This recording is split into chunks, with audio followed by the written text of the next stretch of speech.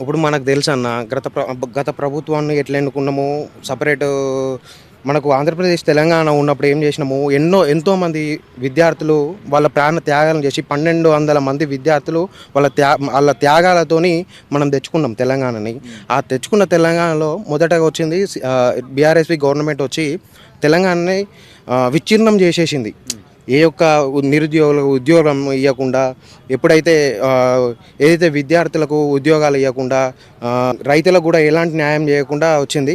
ఆ తర్వాత ఏం చేసిరంటే విద్యార్థులందరూ ఏకమై బీఆర్ఎస్ గవర్నమెంట్‌ని కూల్చేసి ఇప్పుడు కాంగ్రెస్ వస్తే, రేవంత్ రెడ్డి వస్తే మాకేదో చేస్తాడు, మాకు ఉద్యోగం ఇస్తాడు, మా జీవితాలు బాగుపడతాయి, మా తల్లిదండ్రుల జీవితాలు బాగుపడతాయి అని చెప్పేసి విద్యార్థులందరూ కూడా ఏకమై కాంగ్రెస్ గవర్నమెంట్‌ని తెచ్చుకున్నాం మనందరం కూడా. కానీ తెచ్చుకున్న తర్వాత ఏమైందంటే ఇప్పుడు ఈ రేవంత్ రెడ్డి యొక్క వైఖరి ఎట్లున్నదంటే ఓడెక్కినాక ఓడ మల్లన్న, ఓడ దిగిన తర్వాత బోడ మల్లన్న తీరుగా ఆయన వైఖరి ఉన్నది. మనందరికీ కూడా తెలుసున్నాం.